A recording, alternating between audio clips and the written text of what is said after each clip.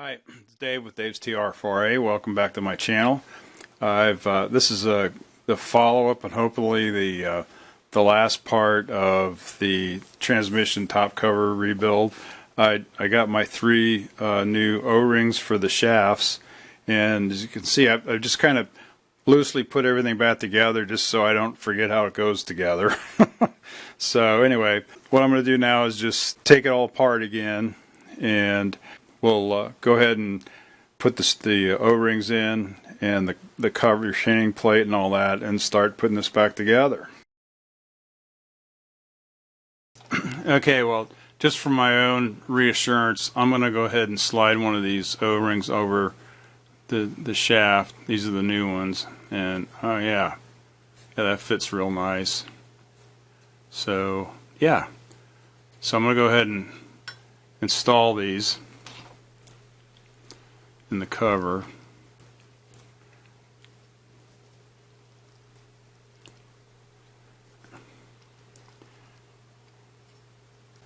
Okay, and then I noticed too on this cover, there's if you look at it from the side, I don't know if you can tell, but it's kind of a bow that kind of goes like this. So what I did is I just put a little felt tip marker on there, so I want it to go in with the bow out, so it pushes in on the O-rings when I tighten it up. So we'll go ahead and install those now. Okay, and I'm just going to put these in kind of finger tight. And my reasoning is, since, you know, the tolerances back then weren't the best, I'd like to wait until I get the shafts all installed and centered in these machined holes, and then tighten down these two screws, so it'll allow the O-rings to, you know, kind of shift around a little bit and get a good uniform seal around each shaft, because it's more important, I think, to have a good seal around the shaft than there is around the perimeter of the O-ring. So I'm just going to get these, like I said, just kind of like finger tight, just so it's loose enough to where the O-rings can float a little bit, but it's tight enough to where they're not going to fall out of the top cover.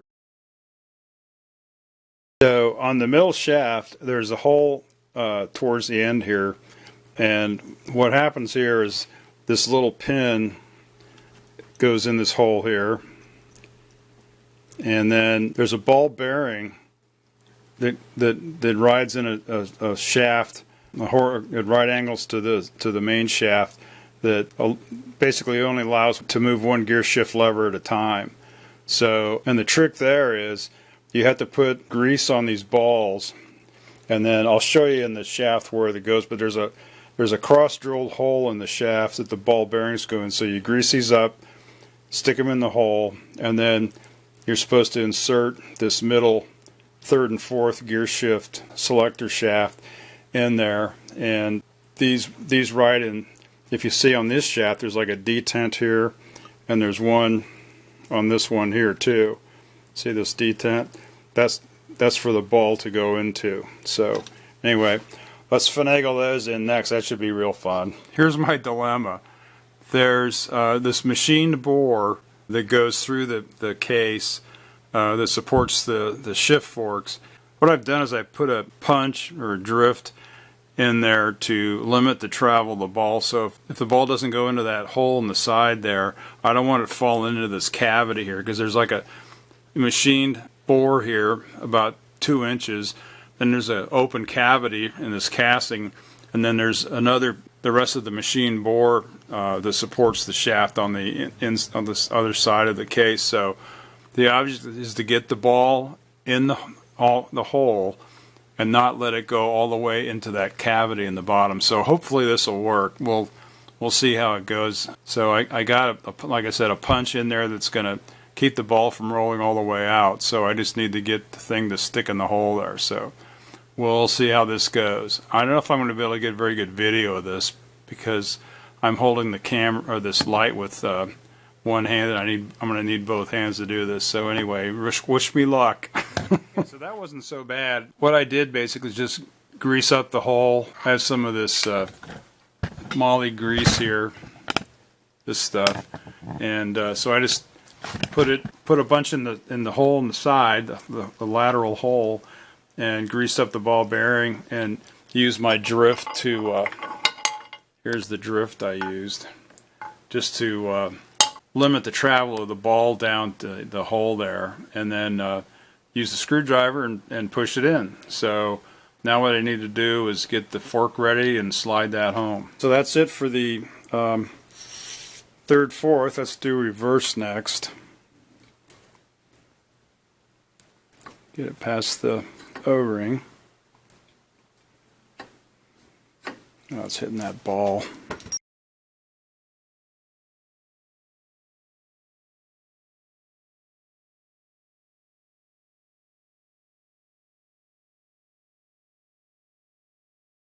Okay, then we're going to install the reverse shaft. Boy, look, I don't know if you can see it, but it's the O-ring's doing its job, is pulling the oil, grease back from the O-ring. So put the shift fork in and the spacer. And slide this home. All right. Now I need the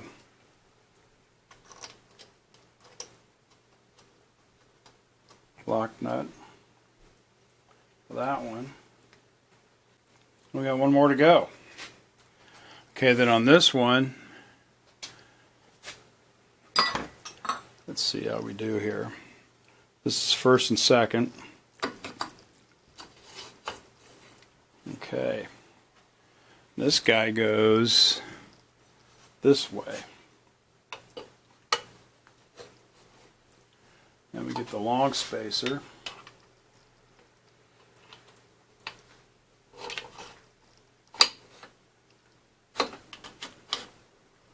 Okay, and then we're going to put a bolt in this as soon as I find the hole.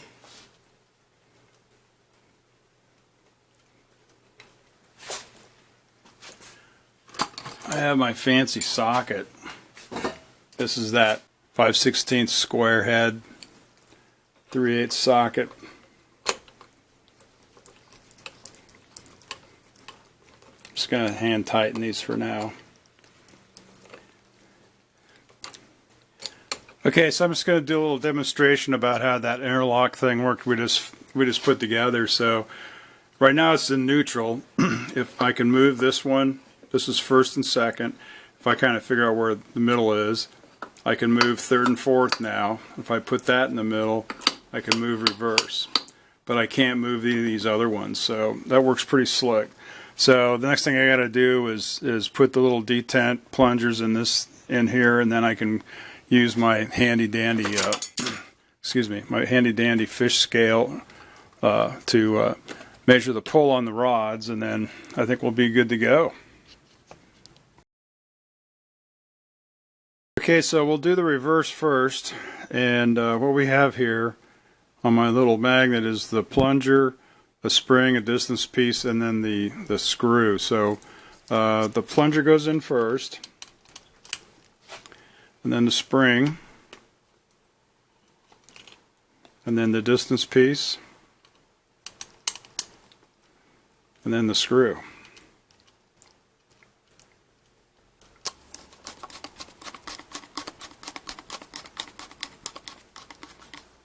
Okay, I'm just going to put that flush, or just a little below flush. Alright, the next one is third and fourth, and that is just the ball, the spring, and the little set screw. So we'll put the ball in, the spring, and then the set screw goes in.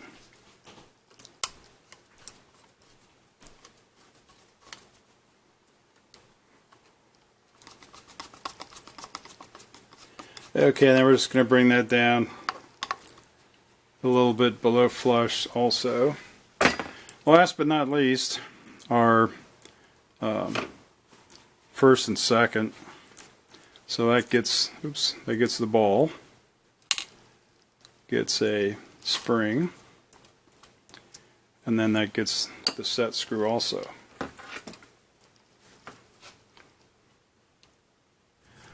So there you have it, folks.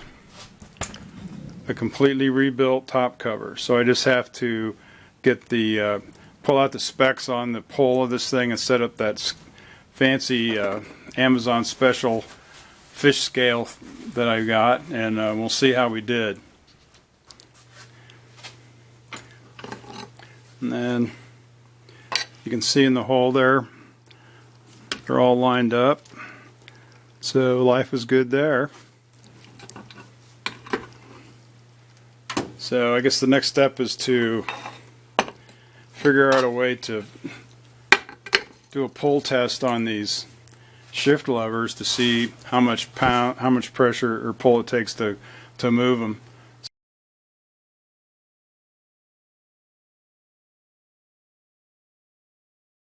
You're supposed to be able to check the pull with a scale. I'm using a fish scale here to get 32 to 34 pounds of pull on the shift lever. Let's go here. 13, 17, 19, 22, 23, 25, 26, 27, 28, 29, 30, 31, 32, 33, 34. So that's right on the limit of the scale, but I think that's probably going to be okay because everything's new. You know, these O-rings are new. They're gonna lighten up, or not lighten. They're gonna loosen up in the boards here probably. So what I'm gonna have to do is just cut a little bit off of the spring that's underneath this one. So I'm gonna do that with a little cutoff wheel. Okay, so I machined or cut off about, I don't know, about 30 thousandths or 40 thousandths of an inch of the spring underneath here, and it's just below the surface now. So I'm going to go ahead and check the tension and see what we're at now. Okay, here we go. That's 21, 27, 28, 30. I'm thinking that's like 32. This doesn't have a thing where it captures it, so I'm going to call shift fork 1 and 2 perfect. So let's go on to shift fork 3 and 4.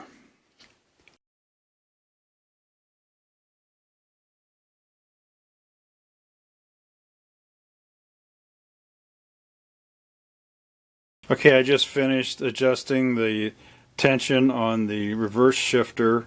It was supposed to be 26 to 28 pounds of pull, and I got it at 27, so that'll do it. I think we're done with this upgrade then, or repair, and I just want to thank everybody for following me on this, and I have a few more things to do. Some of them are more interesting than others, but anyway, thanks again for watching, and please subscribe and like the video. Thank you very much. That's it for now. Please like and subscribe.